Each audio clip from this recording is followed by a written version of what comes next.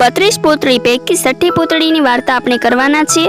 છઠ્ઠે દિવસે છઠ્ઠી પુત્રી ચિંત્રંગનાએ રાજા ભોજને સિંહાસન પર બેસવા જતા અટકાવ્યા અને બોલી, હે રાજન, આ સિંહાસન ઉપર વિક્રમ રાજા જેવો ઉદાર, પરાક્રમી અને ચતુર રાજા જ બેસી શકે।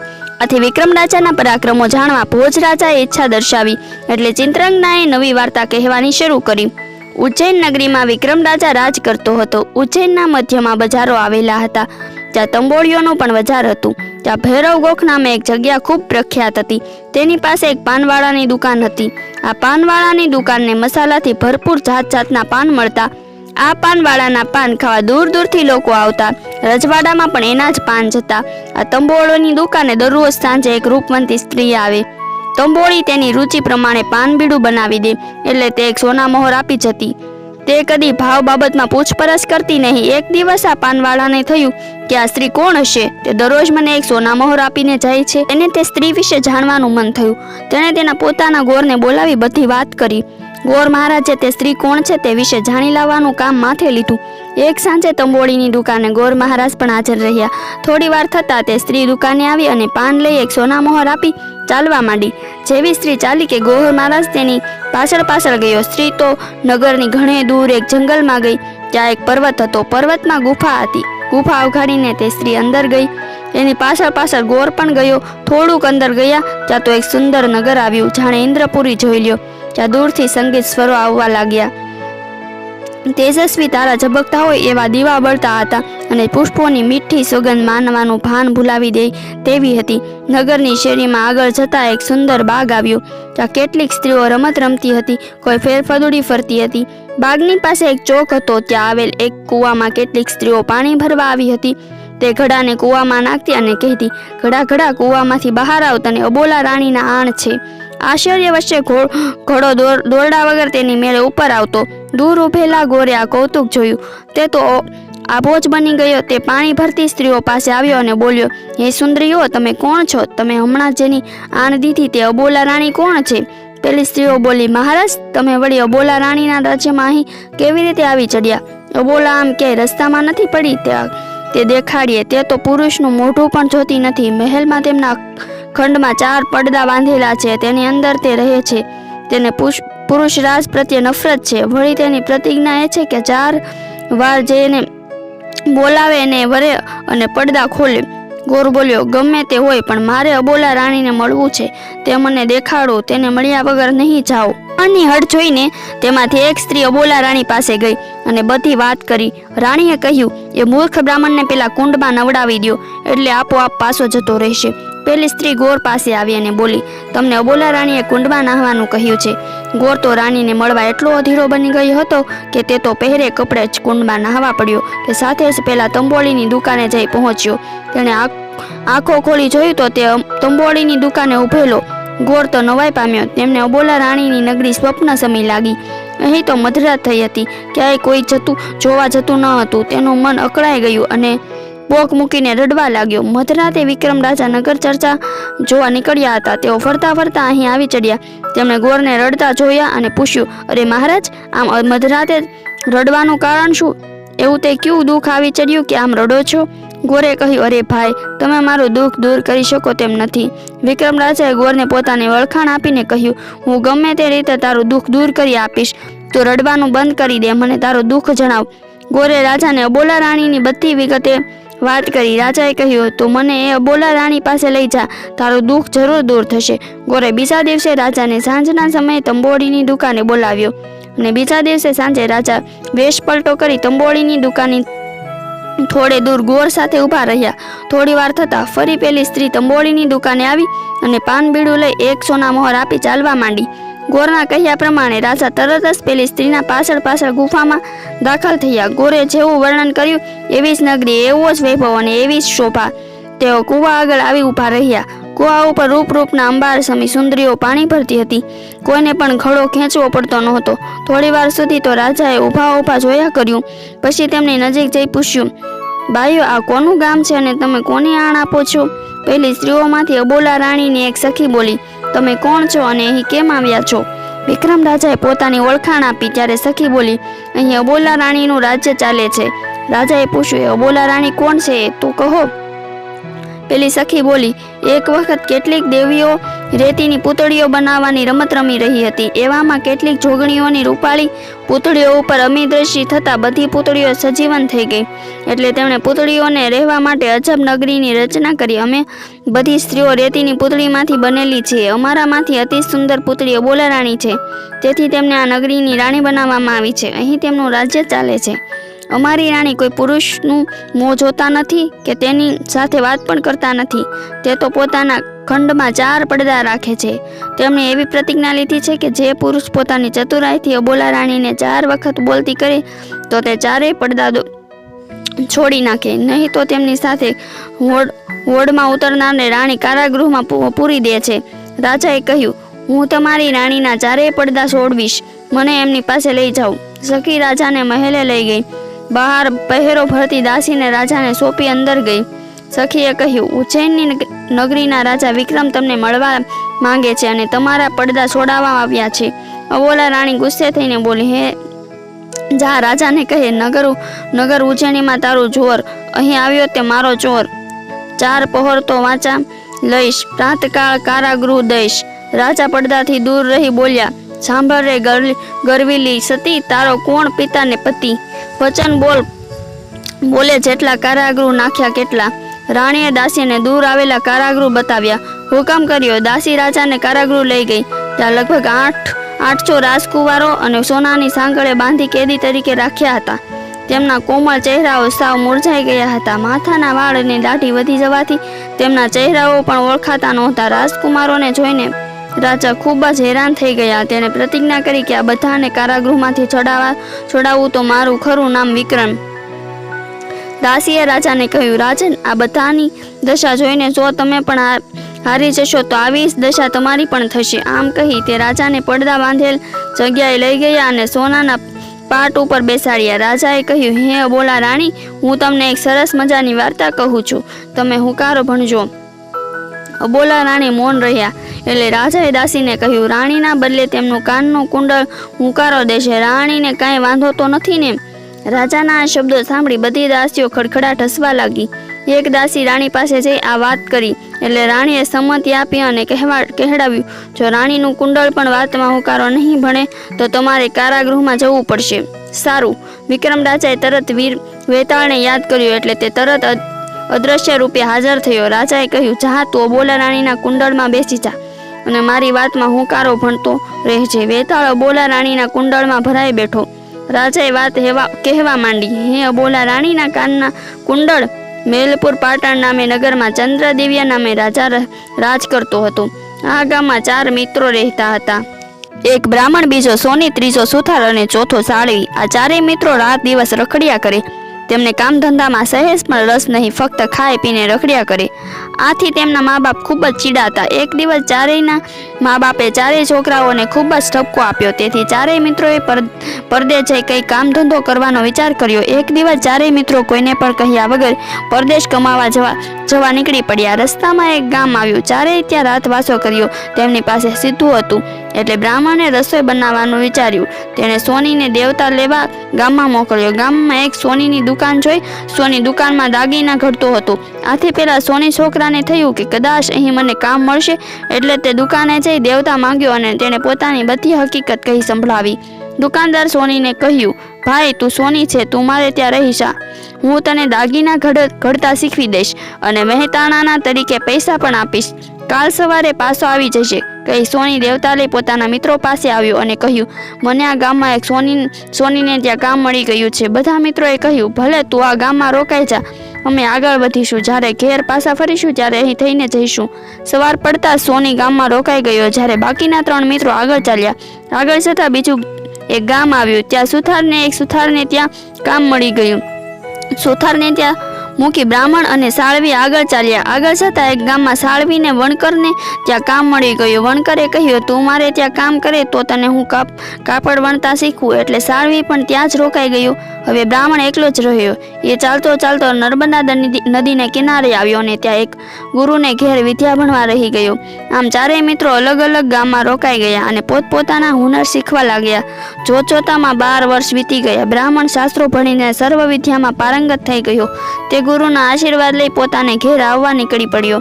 પાછા વળતા રસ્તામાં સાળવી જે ગામમાં રોકાણો હતો ત્યાં આવ્યો. તે ગામમાં સાળવીને મળ્યો. સાળવી પણ 12 વર્ષમાં સારી રીતે કપડાં વણતા શીખી ગયો હતો. તે બ્રાહ્મણ સાથે ઘેર આવવા નીકળી પડ્યો અને મિત્રે સુથારને ગામે આવ્યા અને સુથારને મળ્યા. સુથાર પણ પોતાની કારીગરીમાં પારંગત થઈ ગયો હતો. તે પણ પોતાના બંને મિત્રો સાથે ગામ આવવા નીકળી પડ્યો.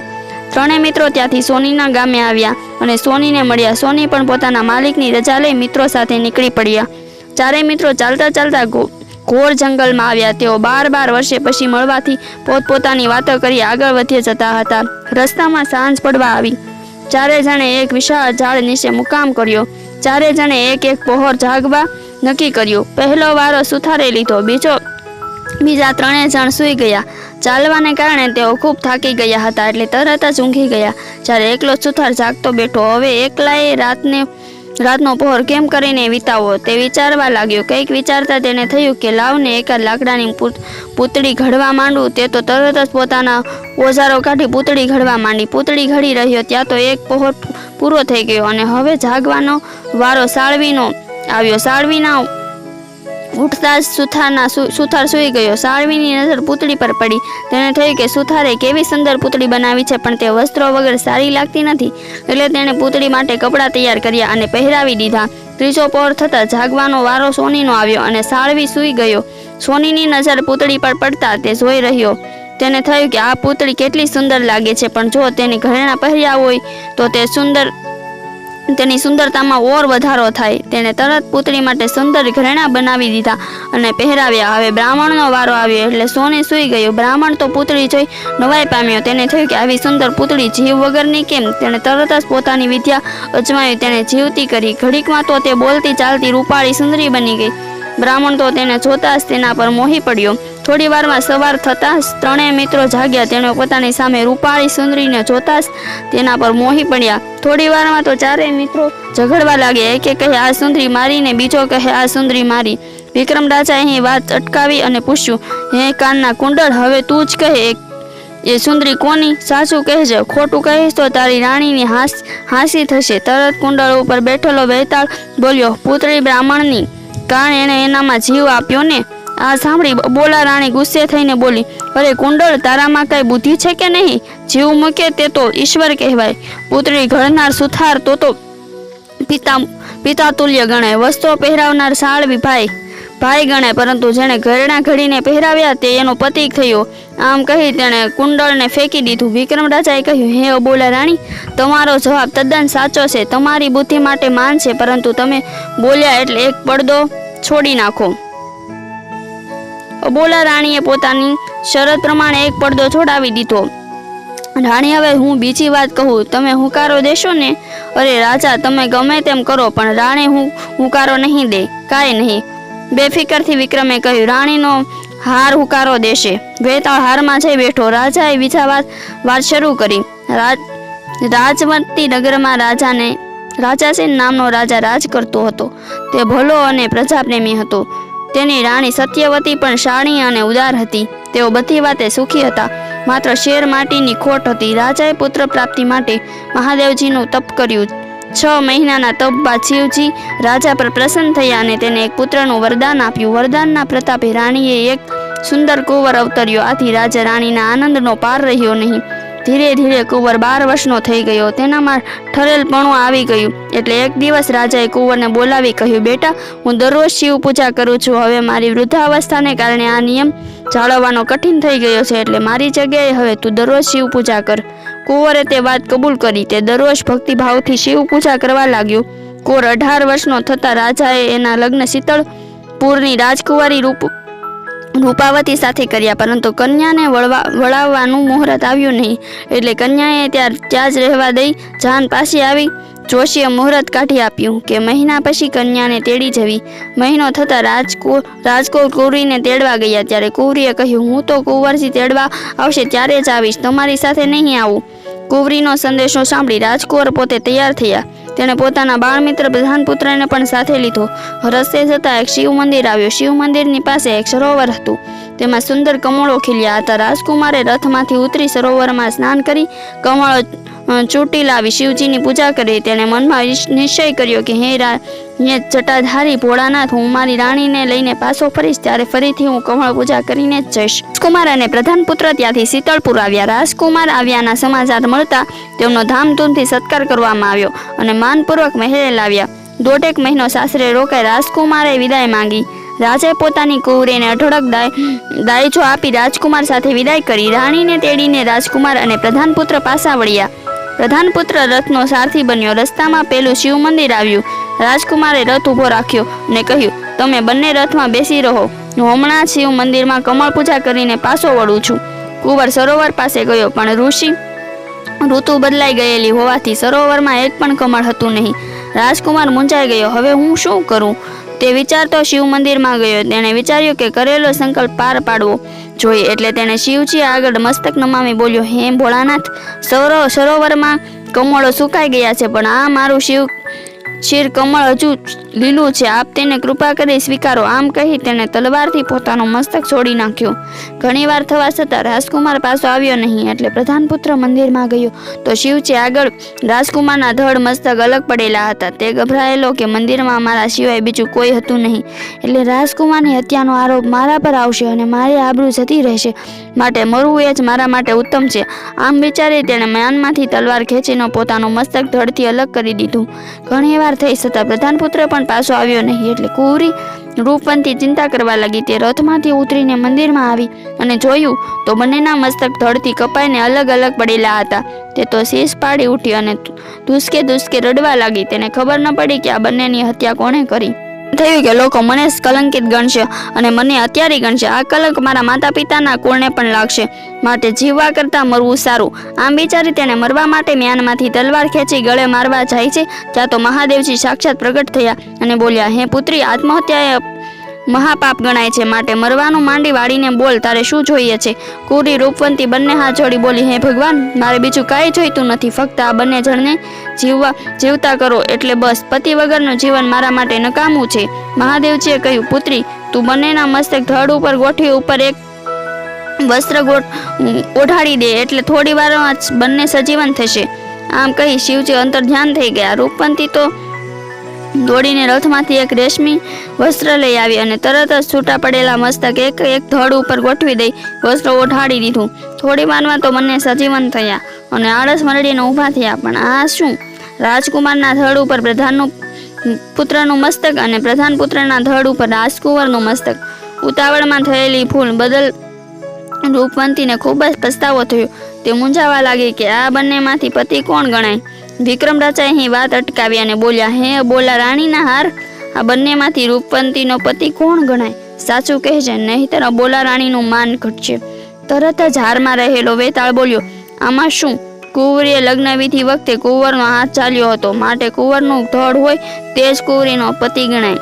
વળે માનવ શરીરમાં મસ્તક કરતાં ધડનો ભાગ મોટો હોય છે, માટે કુંવરનું ધડ છે તે જ કુંવરીનો પતિ ગણાય.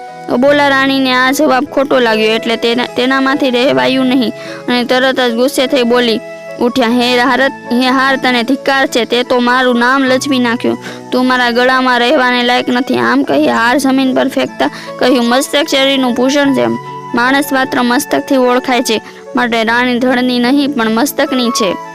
શાબાશ, વિક્રમે કહ્યું, તમારી વાત ખરી છે, તમે ખરેખર ચતુર અને બુદ્ધિમાન છો, પરંતુ તમે બીજી વાર બોલ્યા એટલે બીજો પડદો છોડી નાખો. રાણીએ પોતાની શરત પ્રમાણે બીજો પડદો છોડી નાખ્યો. હવે રાત્રિનો ત્રીજો પહોર શરૂ થયો. વિક્રમ રાજાએ ત્રીજી વાર્તા કહેવા રાણીને હુંકારો દેવા કહ્યું, પણ રાણીએ માથું હલાવી ના પાડી, એટલે રાજાએ વેતાળને રાણીના નુપુરમાં બેસવા કહ્યું અને કહ્યું, તમે હુંકારો નહીં દો તો તમારું નુપુર હુંકારો પૂરશે. આમ કહી રાજાએ ત્રીજી વાત શરૂ કરી. સોરઠ દેશમાં માતાજીનો એક પરમ ભક્ત રાજા રાજ કરતો હતો. તેની રાણી પણ ધાર્મિક વૃત્તિની હતી. બંને જણા બધી વાતે સુખી હતા, પણ તેમને એક વાતનું દુઃખ હતું. તેમને એક પણ સંતાન હતું નહીં, તેથી તેમનું મન હંમેશા વ્યવસ્થિત રહેતું. રાજાએ કોઈ સાધુ પુરુષના કહેવાથી કાળકામાની ઉપાસના કરી. છેવટે માતાજી તેના પર પ્રસન્ન થયા અને એક દીકરીનું વરદાન આપ્યું. વરદાનને પ્રતાપે રાણીએ એક સુંદર પુત્રીને જન્મ આપ્યો. પુત્રીના જન્મને લીધે રાજા રાણીનું વાંચ્યાપણું ટાળ્યું. તેમના હરખનો પાર રહ્યો નહીં. જોતજોતામાં કુંવરી ઉંમરલાયક થઈ, એટલે રાજાએ તથા કુંવરીના મામાને બોલાવીને કહ્યું, હવે કુંવરી પરણવા લાયક થઈ ગઈ છે, માટે તમે એને હું તેના માટે યોગ્ય મૂર્તિયાની તપાસ શરૂ કરી દઈશ. યોગ્ય મૂર્તિઓ મળતા જ તેનો વિવાહ કરી લગ્નનો દિવસ પણ નક્કી કરી લેજો. બીજા જ દિવસથી 3 જણ મૂર્તિયાની શોધવા નીકળી ગયા. એક દિવસ પ્રધાન લશ્કર લઈ યુદ્ધ જીતવા લાગ્યો. ત્યાં તેણે એક સુંદર રાજકુમારને જોયો. તેણે તરત જ રાજકુંવરીનો વિવાહ તેની સાથે કર્યો અને લગ્નનો શુભ દિવસ પણ જોડાવી દીધો. બીજી બાજુ રાજા શિકારે નીકળતા તેમણે એક બહાદુર રાજકુમારને જોયો. રાજાએ કુંવરીનો વિવાહ તેની સાથે કરી દીધો અને લગ્નનો દિવસ જોડાવી લીધો. લગ્ન દશમનું નક્કી થયું. ત્રીજી બાજુ રાજકુંવરીના મામાએ પણ એક સુંદર અને સંસ્કારી મૂર્તિઓ શોધીને કુંવરીના વિવાહ નક્કી કરી દીધા અને લગ્ન દશમનું નિર્ધાર્યું. થોડા સમયમાં 3 જણા રાજધાનીમાં ભેગા થયા. કુંવરીના મામાએ કહ્યું, મેં કુંવરીનો વિવાહ કરી દીધો છે. ત્યારે પ્રધાને કહ્યું, મેં પણ રાજકુંવરીનો વિવાહ નક્કી કરી દીધો છે. રાજાએ પણ કહ્યું, મેં પણ કુંવરીનો વિવાહ નક્કી કરી દીધો છે. આમે કુંવરી માટે 3 મૂર્તિયા નક્કી થયા. 3 જણાએ કુંવરીના લગ્ન દશમના જ નક્કી કરેલા. જોતજોતામાં દશમનો દિવસ નજીક આવી ગયો. લગ્નને દિવસે રાજાએ આખો રાજમહેલ શણગારાવ્યો. ચારે બાજુ મંડપ બંધાવીને રંગબેરંગી રોશનીઓ કરી તોરણો બંધાવ્યા. સાંજ થતાં 3 વરરાજા જાન લઈને માંડવી આવ્યા. જાનના માણસો પણ મૂંઝવણમાં મુકાઈ ગયા કે કુંવરી 1 અને વરરાજા 3, આમાંથી કુંવરી પરણશે કોને? આમ અનેક પ્રશ્નો ચર્ચાવા લાગ્યા. પરંતુ દેવની ગતિ ન્યારી છે. રાજકુંવરી એકલી ખંડમાં સ્નાન કરી રહી હતી. ત્યાં ખાળમાંથી એક કાળો ઝેરી સાપ સરકી આવ્યો ને કુંવરીને પગે ડસ્યો કે તરત જ કુંવરીનું પ્રાણ પંખેરું ઉડી ગયું. થોડી વારમાં તો આ સમાચાર બધે ફેલાઈ જતા હાહાકાર મચી ગયો. ભર્યા 3 રાજકુમારોએ આ સમાચાર સાંભળ્યા કે ખૂબ દુઃખી થઈ ગયા. તેઓ કુંવરીની સ્મશાન યાત્રામાં દાઢુઓ સાથે સ્મશાને ગયા અને કુંવરીના રૂપાળા દેહને જોતા તેમને થયું કે આવો રૂપાળો દેહ ઘડીકમાં તો ભડતું થઈ ગયો. 3 જણાએ સંસાર ઉપર વૈરાગ્ય આપ્યો. તેઓએ ઘેર જવાનો વિચાર માંડીવાળી સ્મશાનમાં જ રોકાઈ ગયા. 3 માંથી એક જણે સ્મશાનમાં જ મટુલી બાંધી કુંવરીની રાખ ભેગી કરી રહેવા લાગ્યો. જ્યારે બીજો બળેલી કુંવરીના હાડકા વીણી લઈ પોટલી બાંધી ગંગામાં પધરાવા નીકળી ગયો. જ્યારે ત્રીજો સાધુ બંને 68 તીર્થની જાત્રાએ નીકળી પડ્યો. સાધુ બનેલો રાજકુંવર ફરતો દક્ષિણ દેશમાં પહોંચ્યો. તે એક ગામમાં આવ્યો. તેને કકડીને ભૂખ લાગી હતી એટલે એક ઘેર ભિક્ષા માંગવા ગયો. તેણે ઘરના દરવાજે ઊભા રહી ભિક્ષાના દેહિત કર્યું કે ઘરમાંથી અવાજ સાંભળી એક સ્ત્રી બહાર આવીને સાધુને પગે લાગી. સન્માનપૂર્વક બેસાડ્યા અને બોલી, હે મહારાજ, આપ નિરાતે બેસો, રસોઈ થાય એટલે તમને જમવા બેસાડું. સાધુને બેસાડીને તે રસોઈ કરવા બેઠી. એવામાં પેલી સ્ત્રીનું નામ બાળક રડવા લાગ્યું. એટલે પેલી સ્ત્રી ઊભી થઈ બાળકને છાનું રાખવા લાગી. પરંતુ બાળક તો અઠે ચડ્યું હતું. તે તો કેમે કરી છાનું નહીં રહે, તેથી તેણે એક બાળકને ચૂલામાં નાખ્યું. સાધુએ આ જોયું. તેમનું હૃદય કમકમી ઉઠ્યું. તેને તે સ્ત્રી પ્રત્યે તિરસ્કાર થયો. તેમને થયું કે આવી પાપીની હાથે જમવું એ પણ એક જાતનું પાપ જ છે. તે તો ઉઠીને ચાલવા માંડ્યા કે સામેથી તેનો પતિ ઘર તરફ આવતો હતો. તેણે કહ્યું, મહારાજ, આમ ભૂખ્યા કેમ ચાલ્યા? આંગણેથી અતિથિ ભૂખ્યા જાય એમ કેમ ચાલે? સાધુએ કહ્યું, ભાઈ, તમારી સ્ત્રી પાપીણી છે. તેને મારા દેખતા જ બાળકની હત્યા કરી છે. આવા ઘરમાં મારાથી કેમ જમાય? ઓહો, એમાં શું કહીને તે હસ્યો. ચાલો ઘેર, પસ્તાવાનું કોઈ કારણ નથી. હું સજીવન મંત્ર જાણું છું. હમણાં જ તે બાળકને સજીવન કરી દઉં છું. આ સાંભળી સાધુ તો નવાઈ પામ્યા. તેઓ સાચી હકીકત જાણવા માટે ઘરમાં ગયા. કરધાણીને ચૂલામાંથી રાખોડી કાઢી મંત્ર પાણી છાંટ્યું કે પળવારમાં તો બાળક સજીવન થઈ ગયું. સાધુ તો આ જોઈ આશ્ચર્યમાં મુકાઈ ગયા. તેમણે ગરધણીને એ મંત્ર શીખવવા વિનંતી કરી. ગરધણીએ સાધુને મંત્ર શીખવાડ્યો અને કહ્યું, મહારાજ, આ મંત્રથી એક જ માણસને જીવતો કરી શકાય છે. પછી સાધુને હેતથી જમાડ્યા.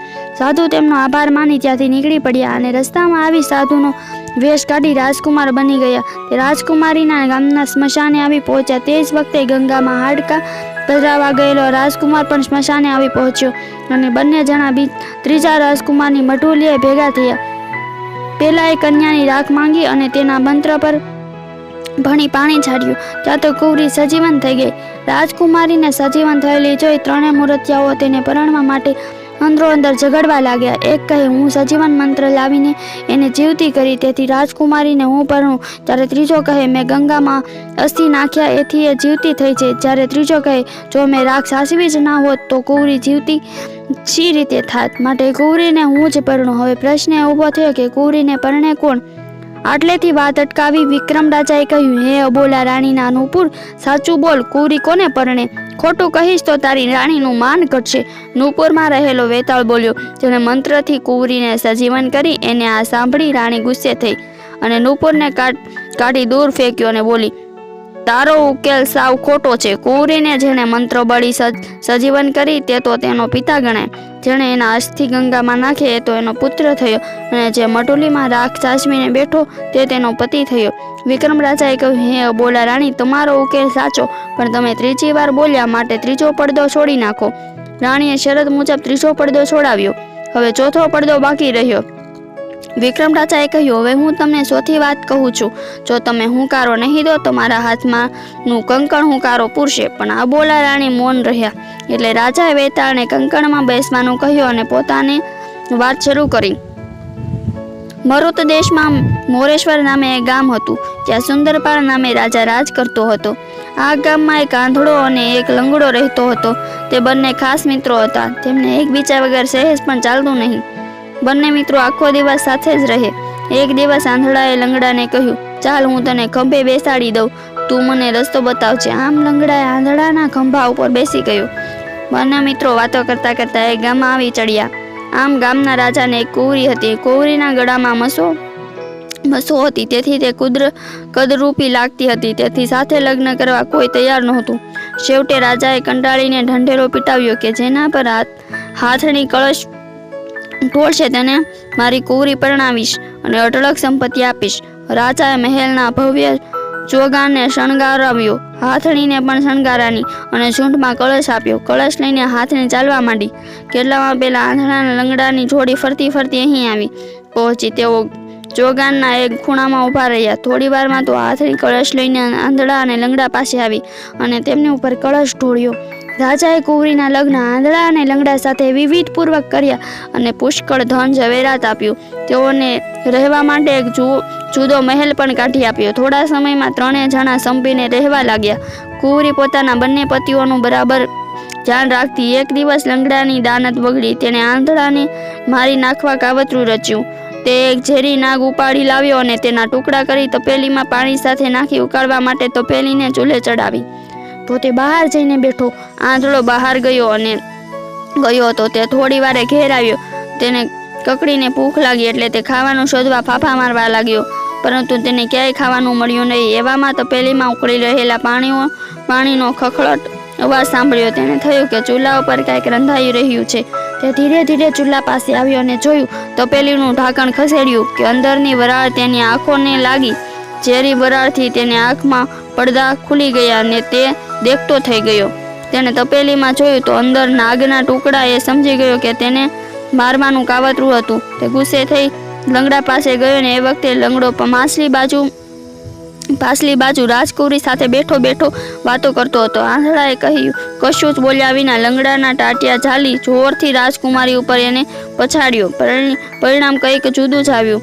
બસડાથી લંગડાના પગ સારા થઈ ગયા અને રાજકુંવરીનો મસ્તો તૂટી ગયો. લંગડો ચાલતો થઈ ગયો અને રાજકુંવરી રૂપાળી બની ગઈ. કુદરતી રીતે એકનું ખોટું કરવા જતાં ત્રણેય લાભ થયો. હવે ત્રણેયની ખોટ જતી રહી, પરંતુ ત્યાં એક મુશ્કેલી સર્જાયા. આંધળો અને લંગડો રાજકુંવરી માટે લડવા લાગ્યા. હવે રાજકુંવરી કોની? વિક્રમ રાજાએ અહીં વાત અટકાવી અને પૂછ્યું, હે અબોલા રાણીના કંકણ, સાચું કહે, રાજકુંવરી કોની? ખોટું બોલીશ તો તારી રાણીની આબરૂ જશે. કંકણમાં રહેલો વેતાળ બોલ્યો, જે પોતાના પગે મંગળ ફેરા ફર્યા તેની, એટલે કે આંધળાની. કંકણનો જવાબ સાંભળીને રાણી ગુસ્સે થઈને બોલી, આંધળો ફેરા ફર્યો તે તો લંગડાને ઘોડો હતો. ઘોડા ઉપર બેઠો હોય તે જ અસવાર કહેવાય. તે વરરાજા ગણાય, માટે કુંવરી લંગડાની ગણાય. વિક્રમ રાજાએ કહ્યું, ખરી વાત, તમે ચોથી વાર બોલ્યા એટલે ચોથો પડદો ખોલાવી નાખો. રાણીએ પોતાની શરત પ્રમાણે ચોથો પડદો ખોલાવ્યો. રાણી વિક્રમ રાજા પાસે આવીને બોલી, હે રાજન, તમે જીત્યા ને હું હારી. આજથી હું તમારી દાસી છું. કહ્યું, પહેલા તમે આ બધા કારાગૃહમાંના કેદીઓને છોડાવી મૂકો. રાણીએ તરત જ દાસીઓને મોકલી બધા બંદીવાનોને મુક્ત કરાવ્યા. પછી રાજાએ કહ્યું, તમે મારી સાથે ચાલો. મારો એક બ્રાહ્મણ મિત્ર તમારી સાથે પરણવાની હઠ લઈને બેઠો છે. રાણી કંઈ પણ આનાકાની કર્યા વગર રાજા સાથે જવા તૈયાર થઈ ગઈ. રાજા અબોલા રાણીને લઈને ઉજ્જૈન નગરીમાં આવ્યા. પછી બીજા દિવસે પેલા બ્રાહ્મણ સાથે અબોલા રાણીના લગ્ન બહુ ધામધૂમ સાથે કરાવ્યા. વાર્તા પૂરી કરતા ચિંત્રાંગના પુતળીએ જણાવ્યું, હે રાજા ભોજ, વિક્રમ રાજા આવા બુદ્ધિશાળી અને પરોપકારી હતા, જેનામાં તેમના જેવા ગુણ હોય તે જ આ સિંહાસન પર બેસી શકે. આમ કહી તે પુતળી સરર કરતી આકાશમાં માર્ગે ઉડી ગઈ. મિત્રો, આવી જ વાર્તાઓ સાંભળવા માટે મારી ચેનલને લાઈક કરો, શેર કરો અને સબસ્ક્રાઇબ કરો. બાજુમાં પેલું બેલ આઇકનનું બટન છે એને પ્રેસ કરો, જેથી તમને આવનાર દરેક વિડીયોની નોટિફિકેશન સૌથી પહેલા મળી શકે. Thanks for watching this video.